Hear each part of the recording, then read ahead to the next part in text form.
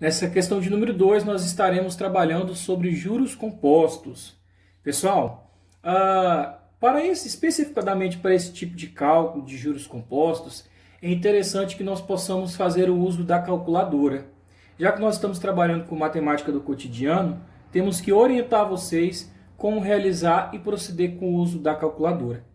Bom, nesse tipo de exercício hoje nós vamos estar utilizando, porém, numa questão de vestibular e Enem, não é aceito você utilizar a calculadora, certo? Mas para essa aula em específico, se tratando de matemática do cotidiano, vamos estar utilizando. Esse exercício fala sobre juros compostos. E a fórmula dos juros compostos são essas aqui, ó. Montante é igual ao capital vezes 1 mais I, sendo esse I a taxa, tudo isso daqui elevado a T. T seria o tempo, tá bom? Ou você pode encontrar o valor do montante assim, ó. Montante é igual ao capital mais os juros. Professor, o que vem a ser o montante? Pessoal, o montante seria o valor final. Você deposita determinada quantia de dinheiro, depois de acrescentar o juro, você gera um montante que seria o valor final, ou o valor atualizado, tá bom? Então, a gente tem essas fórmulas que nós vamos utilizar. Para isso, nós precisamos retirar os dados do exercício. Vamos fazer a leitura. Jairo aplicou um capital de R$ 6.000. Então, o capital dele aqui, ele é 6.000. Vamos colocar aqui. Capital igual a R$ 6.000. Tudo bem? Há juros compostos. Então, nós estamos trabalhando com essa fórmula aqui. A taxa de juros é de 0,8% ao mês. Então, a taxa que é o I, falou que é 0,8% ao mês.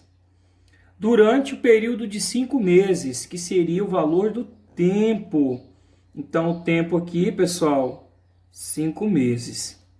Uma coisa muito importante é o seguinte: a taxa e o tempo precisam estar relacionados na mesma correspondência de tempo. Então, se a taxa estiver ao mês, o tempo também tem que estar ao mês. Se caso não tiver, você tem que fazer a conversão de mês para ano ou de ano para mês e vice-versa. Mas nesse caso não há necessidade porque os dois estão proporcionais aqui em relação ao período de tempo, né? Estão em meses.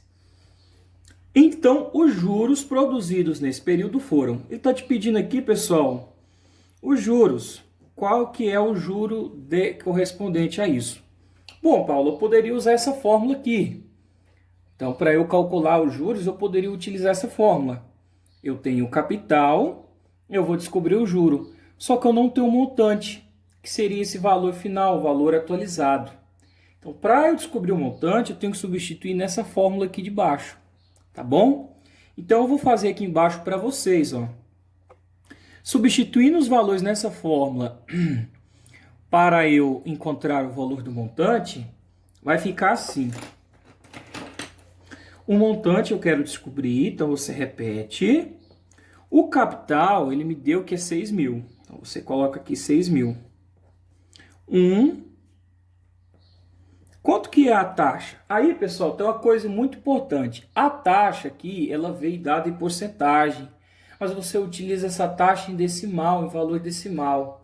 Então, você tem que fazer esse 0,8, você vai transformar ele para esse valor decimal.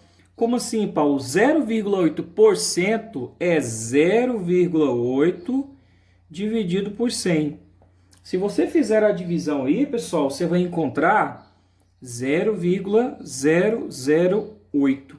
E é esse valor aqui, pessoal, que você tem que estar utilizando. Então, toda vez que ela vier em porcentagem, você tem que transformar ela, tá bom? Sempre dividindo por 100. Então, no lugar do I, que é a taxa, eu vou colocar 0,008. Tudo isso daqui elevado ao T, que é o tempo de 5 meses. Então, aqui vai se tornar importante você ter a calculadora agora para calcular. Então, vamos repetir. Montante é igual. Vamos repetir aqui para a gente resolver o parêntese. Pessoal, 1 mais 0,008, quando você soma esse valor, você vai encontrar 1,008. Quando você soma 1 mais 0,008, você encontra 1,008. E tudo isso daqui está elevado à quinta potência. Então, olha agora o trabalho que daria se não fosse para eu calcular manualmente. Então, a calculadora vai me auxiliar aqui. O que você vai fazer, pessoal, é repetir, multiplicar 1,008 vezes 1,008, repetir isso 5 vezes, e aí você vai chegar no seguinte valor. Aqui, montante, 6.000. Quando você eleva isso daqui à quinta potência, você vai encontrar esse valor aqui. Você encontra esse valor, ó, 1,0406451405. Nossa, professor, é muita coisa. Por isso que é importante a calculadora. E agora você multiplica todo esse valor aqui por 6.000. Então vai ficar... Então quando você multiplica, você encontra 6.243,870843. Para nós, pessoal, vamos arredondar aqui na segunda casa, depois da vírgula, tá bom? Então, esse valor aqui ficaria sendo 6.243,87. Seria o valor aí arredondado desse montante, tá bom? Bom, agora que eu já tenho um montante, eu tenho o capital, eu posso jogar nessa fórmula para me descobrir o juro. E eu vou calcular aqui embaixo para vocês, tá bom? Vou calcular aqui do lado que eu acho que cabe, ó. Então, o montante que eu descobri foi 6.243,87. Então, vamos substituir aqui nessa fórmula agora, tá? 6.243,87. Igual, qual que é o capital, pessoal? 6.000. Mais os juros. O que eu posso fazer com esse valor de 6.000? Posso deixar esse J sozinho e passar ele lá para o outro lado. Então, aqui vai ficar 6.243,87 menos 6.000. E esse J fica sozinho de lá. Ele estava somando, passa subtraindo.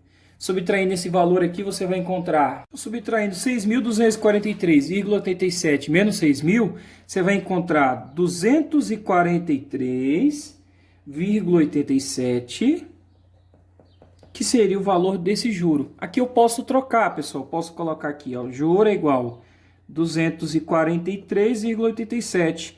Só invertir aqui, não precisa trocar o sinal. Só que eu não tenho uma questão correspondente a esse valor.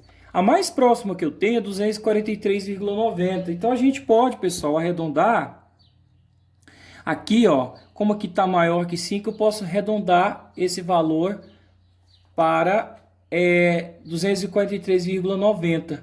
Tá certo? 243,87 pode ficar 243,90. É um valor aqui que a gente chama de aproximado, tá bom? Vou colocar desse jeito aqui para você, que nós encontramos aí no arredondamento. Então, alternativa de letra D.